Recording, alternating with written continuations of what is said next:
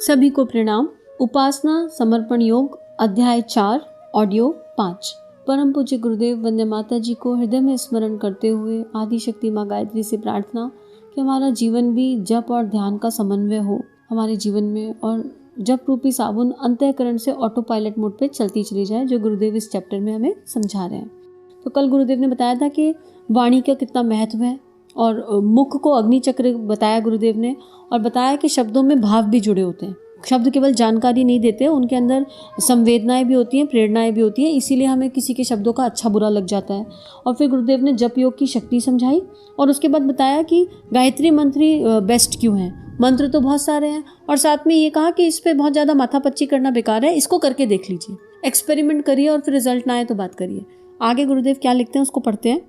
मानसिक, वाचिक एवं उपांशु जप में ध्वनियों के हल्के भारी किए जाने की प्रक्रिया काम में लाई जाती है। वेद मंत्रों के अक्षरों के साथ उदात, अनुदात और स्वरित क्रम से उनका उच्चारण नीचे ऊंचे तथा मध्यवर्ती उतार चढ़ाव के साथ किया जाता है। उनके स्वस्वर उच्चारण की परंपरा है। यह सब विधान इसी दृष्टि से बन पड़े हैं कि उन मंत्रों का जप अभिष्ट उद्देश्य पूरा कर सकने वाला शक्ति प्रवाह उत्पन्न कर सके। मंत्र जप की दोहरी प्रक्रिया होती है, एक भीतरी दूसरी बाहरी। आग जहाँ जलती है उस स्थान को गर्म करती है, साथ ही वायुमंडल में ऊष्मा बिखेरकर अपने प्रभाव क्षेत्र को भी गर्मा देती है। तो गुरुदेव पहले तीनों तरह, इसके बारे में पहले भी बात हो चुकी। गुरुदेव बता रहे हैं मानसिक जप, वाचिक जप और उपांशु जप। इसका कारण क्या है, ये क्यों लिया? इसका कारण ये है कि जो उद्देश्य है वो पूरा हो सके, और उस उद्देश्य के अकॉर्डिंग इनका चयन किया जा सकता है। वाचिक करेंगे तो जैसे वाणी बहुत शुद्ध परिशुद्ध हो जाएगी, भावना स्तर पे तो सब कुछ होना ही है ना। और मानसिक करते हैं तो विचार अंतःकरण में फिर एकत्व, फिर वो ध्यान की ओर ले जाता है। तो मानसिक में समय लगता है क्योंकि थॉट बहुत आते हैं। और उपांशु को बेस्ट बताया गया है। उपांशु जब कि हम खुद ही कर रहे हैं और खुद ही सुन रहे हैं, और जब हम इतना सुन लें, अपने खुद इंस्ट्रूमेंट बन के इतना जब कर लें, इतना सुन लें कि वो हमारे चेतना के अंतःकरण तक पहुँच जाए, इतना गहरा पहुँच जाए कि हर समय जब ऑटो पायलट मोड पे चलना शुरू हो जाए। तो आगे गुरुदेव इसमें जप की दोहरी प्रक्रिया को समझा रहे हैं कि एक तो क्या कर रही है वो, जहाँ पे अग्नि जहाँ है वहाँ गर्म कर रही है, और दूसरा वायुमंडल में ऊष्मा बिखेर कर उस स्थान को भी ठीक कर रही है। तो एक तो जो जप कर रहा है साधक, उसके ऊपर इम्पैक्ट आ रहा है, और उसके आसपास की एनर्जीज में भी चेंज आ रहा है। जप का ध्वनि प्रवाह समुद्र की गहराइयों में चलने वाली जल धाराओं की तरह, ऊपर आकाश में छितराई हुई उड़ने वाली हवा की परतों की तरह अपनी हलचलें उत्पन्न करता है। उसके कारण शरीर में यत्र तत्र सन्निहित अनेक चक्रों द्वारा उत्पैतिका ग्रंथियों में विशेष स्तर का शक्ति संचार होता है। लगातार एक नियमित क्रम से चलने वाली हलचलें ऐसा प्रभाव उत्पन्न करती हैं जिन्हें रहस्यमय कहा जा सकता है। पुलों पर सैनिकों को पैर मिलाकर चलने से उत्पन्न क्रमबद्ध ध्वनि उत्पन्न करने के लिए मना किया जाता है, कारण कि इस साधारण सी क्रिया से पुल तोड़ देने का असाधारण प्रभाव उत्पन्न हो सकता है। ये एग्जाम्पल गुरुदेव कई बार समझा चुके हैं कि जब हम पुल पे चढ़ते हैं, जब पुल पे सेना एक साथ जाती है तो सेना यूजली एक साथ लेफ्ट राइट करती हुई चलती है कि यहाँ पे नहीं करना है, नहीं तो क्रिया तो देखने में साधारण है, लेकिन जो ध्वनि से एनर्जी क्रिएट होगी उस एनर्जी से पुल टूट सकता है। तो यहाँ गुरुदेव वही बोल रहे हैं कि जब की क्रिया देखने में साधारण लग रही है, पर वो साधारण नहीं है, क्योंकि वो हमारे अंतःकरण चतुष्टय पे, हमारे शरीर पे, हमारे चक्रों पे, हमारे आसपास के वातावरण पे क्या प्रभाव डाल रही है, हम उसका अंदाज़ा भी नहीं लगा सकते, और इसीलिए इसको अनुभव किया जा सकता है। जब लगातार करना पड़ता है, और एक ही क्रम से इस प्रक्रिया के परिणामों को विज्ञान की प्रयोगशाला में अधिक तरह समझाया जा सकता है। 1 टन भारी लोहे का गार्डर किसी छत के बीचों बीच लटका दिया जाए और उस पर 5 ग्राम वजन वाला हल्के से कॉर्क से लगातार आघात करना प्रारंभ कर दिया जाए, तो कुछ ही समय में वह सारा गार्डर कांपने लगेगा। यह लगातार एक गति से आघात क्रम उत्पन्न होने वाली शक्ति का चमत्कार है। गुरुदेव एग्जाम्पल से समझा रहे हैं। मंत्र जब यदि विधिवत किया गया है तो उसका परिणाम भी यही होता है। सूक्ष्म शरीर में अवस्थित चक्रों और ग्रंथियों को जब ध्वनि का अनवरत प्रभाव अपने ढंग से प्रभावित करता है, और उत्पन्न हुई हलचल उनकी मूर्छा दूर करके जागृति का अभिनव दौर उत्पन्न करती है। ग्रंथि भेदन तथा चक्र जागरण का सत परिणाम जब कर्ता को प्राप्त होता है।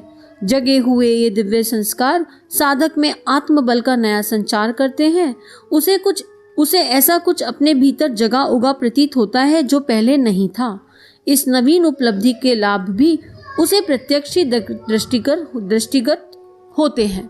गुरुदेव बता रहे हैं कि जब जप करते हैं तो क्या सूक्ष्म शरीर पे प्रभाव पड़ता है, क्या चक्रों पे, क्या ग्रंथियों पे, और सच मानिए एक ऐसी हलचल अंदर उत्पन्न हो जाती है ना, जो एक आनंद का स्रोत खोल देती है। बाहर की परिस्थितियों का प्रभाव आपके भीतर मन पे पड़ ही नहीं सकता, और आपकी आत्मा हमेशा सबके कल्याण का भाव करती है, सबके लिए प्रेम प्रेम और प्रेम का भाव रहता है अंतःकरण में। और साधक वो महसूस करता है, जिसने वो जप करके देख लिया उसे वो समझ में आता है। तो एक्सपीरियंशियल है। प्लीज़ इस चैप्टर का सार ही ये है कि अब हम सब लोग जो उपासना समर्पण योग में साथ जुड़े हैं या जो भी इस ऑडियो को सुन रहे हैं, कि इस चैप्टर का सार अब तक जितना भी हमने पढ़ा उस सब का सार यही है कि कुछ करें ना करें, अपने जीवन में 1 घंटा जप को, साधना को अवश्य दें, विथ प्योर इंटेंशन। खाली कर्मकांड नहीं, एक स्तर ऊंचा उठ के भावनाओं के साथ जप को स्थान जरूर दें। टाइपराइटर के उदाहरण से इस तथ्य को और भी अच्छी तरह समझा जा सकता है।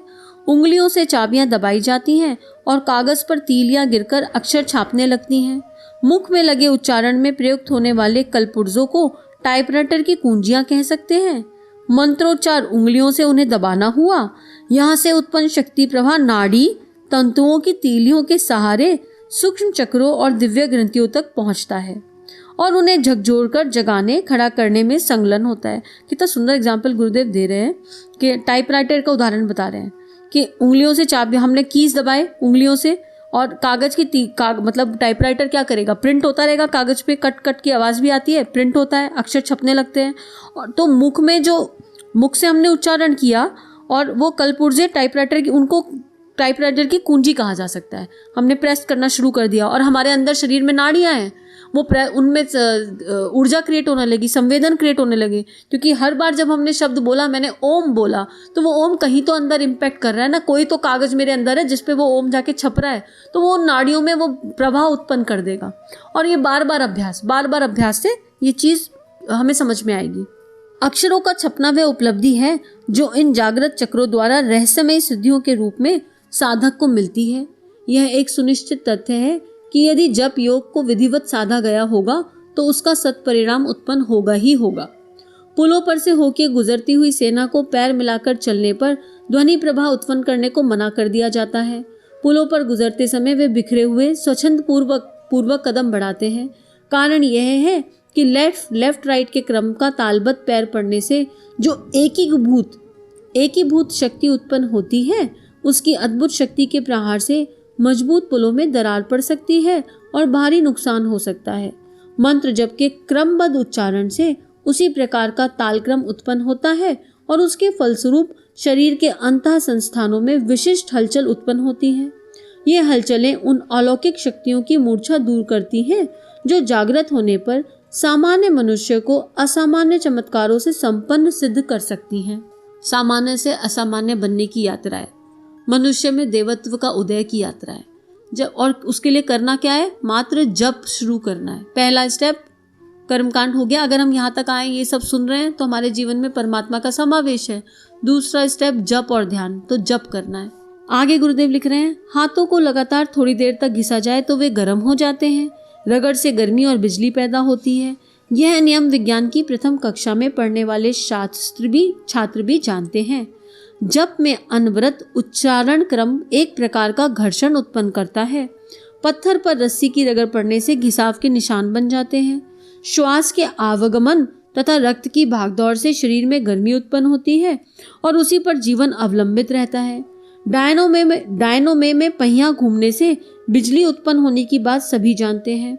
जप करने से जो घर्षण प्रक्रिया गतिशील होती है, वह दौड़ लगने पर शरीर के उत्तेजित हो जाने की तरह सूक्ष्म शरीर में उत्तेजना पैदा करती है और उस गर्मी से मूर्छित पड़ा अंतर जगत नए जागरण का अनुभव करता है। यह जागरण मात्र उत्तेजना नहीं होती, बल्कि उसके साथ साथ उसमें दिव्य उपलब्धियों की संभावना भी जुड़ी रहती है। गुरुदेव अलग अलग तरीकों से जप का इम्पोर्टेंस समझा रहे हैं, इम्पोर्टेंस बता रहे हैं। जैसे जब हम रनिंग करते हैं या कोई एक्सरसाइज करते हैं तो शरीर में गर्मी आती है। जब मात्र 2 हाथों को रगड़ते हैं तो हाथों में ऊर्जा आ जाती है। तो गुरुदेव कह रहे हैं जब हम करते हैं तो हमें महसूस हो या ना हो, एक घर्षण अंदर होता है, क्योंकि हम लगातार बोल रहे हैं। तो हमारे शरीर में कुछ इंद्रियां हैं, कुछ वेन्स हैं कुछ नाड़ियां हैं जिन पे प्रेशर क्रिएट होता है और उस प्रेशर से एक घर्षण, एक गर्मी उत्पन्न होती है और वो गर्मी हमारे फिजिकल शरीर पे कुछ इम्पैक्ट कर रही है या नहीं, मतलब हमें स्थूल दृष्टि से दिखे ना दिखे, पर हमारे सूक्ष्म शरीर में एक उत्तेजना पैदा हो जाती है और वो हमारी क्लीनिंग करने लगती है। सबसे इंपॉर्टेंट काम यही होता है कि जब से क्लीनिंग होने लगती है किसकी, कषाय कल्मशों की, नेगेटिव फीलिंग्स की, राग द्वेष ईर्ष्या छल कपट, ये कब निकल के भाग जाएंगे अंतःकरण से पता नहीं चलता। गुरुदेव ने सबसे भयानक शत्रु 3 ही बताए, लोभ मोह और अहंकार, और बाकी सब इनके भाई बहन हैं। तो इन सब पे काम होने लगता है, पता ही नहीं चलेगा कब और कैसे। तो इसलिए पता चलेगा जब एक्सपीरियंशियल हो जाएगा, और एक्सपीरियंशियल कब होगा, जब इसे करना शुरू करेंगे। तो सभी से प्रार्थना है, सभी से रिक्वेस्ट है कि जब रूपी साबुन को अभी से घिसना शुरू कर दीजिए, बिना रिजल्ट की इच्छा करें, प्योर इंटेंशन से। ये नहीं कि 10 दिन की और सोचने लगे अरे रिजल्ट तो आया नहीं अब छोड़ देते हैं। नहीं, बच्चे को पढ़ाना छोड़ देते हैं क्या बच्चा नहीं पढ़ता? तो जब न्यू बॉर्न बच्चा पैदा होता है तो उसको ABCD सिखाना कितना कठिन होता है। तो मन को बच्चा मान लीजिए छोटा वाला, किसी का मन बड़ा अनगढ़ होगा, किसी का बड़ा सुगढ़, लेकिन बच्चे पे तो काम करना ही पड़ेगा ना, और नॉन स्टॉप करना पड़ेगा। बच्चा कितना भी बड़ा हो जाए, माता पिता बच्चे पे गिव अप नहीं करते। तो बस ये मन रूपी बच्चे को संभालिए, इसको पकड़ लीजिए, दबोच लीजिए, जो मर्जी करिए, लेकिन जप रूपी साबुन को घिसना शुरू कर दीजिए। आगे गुरुदेव लिख रहे हैं, ध्वनियाँ उतनी ही नहीं हैं जितनी की कानों से सुनाई पड़ती हैं। कान तो एक निश्चित स्तर के ध्वनि कंपनों को ही सुन पाते हैं। उनकी पकड़ से ऊंचे और नीचे कंपनों वाले भी असंख्य ध्वनि प्रवाह होते हैं, जिन्हें मनुष्य के कान तो सुन नहीं सकते, पर उनके प्रभावों को उपकरण की सहायता से देखा प्रत्यक्ष जा सकता है और सुना जा सकता है। इन्हें सुपरसोनिक ध्वनि तरंगे कहते हैं। ये बात सही कह रहे, मतलब गुरुदेव तो सारी बात सही कहते हैं, लेकिन यहाँ बहुत गहरा साइंस है। मैंने ना साउंड हीलिंग सीखा है, तो जब मैं साउंड हीलिंग में जब हम बेल साउंड क्रिएट करते हैं ना, तो अगर उस बाउल में पानी भरा हो तो एक अलग अलग तरीके की तरंगे उत्पन्न दिखाई देती है। और साउंड का साइंस इतना डीप है कि वो हमारे सीधा हमारे बाहर की परतों को छोड़ के सीधा सबकॉन्शियस में एंटर कर जाता है साइंटिफिकली। और मंत्र में यहाँ ध्वनि की बात गुरुदेव कर रहे हैं, तो उन तरंगों को हम उन उपकरणों से तो एक्चुअली देख सकते हैं कि क्या हो रहा है। और आप ये एक्सपेरिमेंट करके देख सकते हैं सब, कि एक बाउल में पानी भरिए एकदम शांत, और पानी के पास जाके बहुत ज़ोर से चिल्लाइए, और फिर वहीं उसी पानी में बहुत प्यार से मंत्रोच्चारण कीजिए। तो उसमें जो वेव होंगी ना, वो अलग अलग तरीके की होंगी। हम ये सब एक्सपेरिमेंट करके देख सकते हैं। अपने अपने स्तर पे एक्सपेरिमेंट कीजिए जो आपकी अंतः चेतना को अच्छा लग जाए। मनुष्य की ग्रहण और धारण शक्ति सीमित है। वह अपनी दुबली सी क्षमता के लिए उपयुक्त शब्द प्रवाह ही पकड़ सके, इसी स्तर की कानों की झिल्ली बनी है। किंतु यह संसार तो शक्ति का अथाह सागर है, और इसमें ज्वार भाटे की तरह श्रवणातीत ध्वनियाँ गतिशील रहती हैं। अच्छा ही हुआ कि मनुष्य की ग्रहण शक्ति सीमित है और वह अपने में सीमित प्रवाह ही ले पाता है।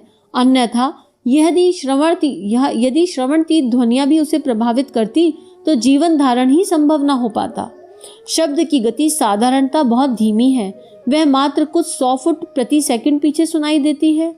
जहाँ दृश्य और श्रव्य का समावेश है, शब्द की गति साधारणतः बहुत धीमी है। वह मात्र कुछ 100 फुट प्रति सेकंड पीछे सुनाई देती है। जहाँ दृश्य और श्रव्य का समावेश है, वहाँ हर जगह ऐसा ही होगा। दृश्य पहले दिखेगा और उस घटना के साथ जुड़ी हुई आवाज़ कान तक पीछे पहुँचेगी। गुरुदेव पूरा साइंस भी समझा रहे हैं कि शब्द की गति धीमी है, और जहाँ कॉम्बिनेशन होगा देखने और सुनने का, तो जो देख रहे हो वो दृश्य को आप पहले देखोगे और घटना उसके साथ जो है वो बाद में कान तक जाएगी। और गुरुदेव कह रहे हैं अच्छा है कि हम सब कुछ नहीं सुन सकते। इसका साइंटिफिक एक्सप्लेनेशन गुरुदेव आगे देते हैं, इसको कल पढ़ेंगे। आज के लिए बस गुरुदेव से यही प्रार्थना, परमपिता परमेश्वर से यही प्रार्थना कि हम भी अपने समय को 24 घंटे भगवान ने दिए हैं, उसमें से कम 1 घंटा निकालकर जप रूपी साबुन को घिसना शुरू करें, अंतःकरण की शुद्धि के लिए, भाव संवेदनाओं की शुद्धि के लिए, परमात्मा से एकत्व के भाव के साथ। इसी के साथ एक गायत्री मंत्र, ओम भूर्भुवः स्वाहा तत्सवितुर्वरेण्यं भर्गो देवस्य धीमहि धियो यो नः प्रचोदयात्। सभी को प्रणाम।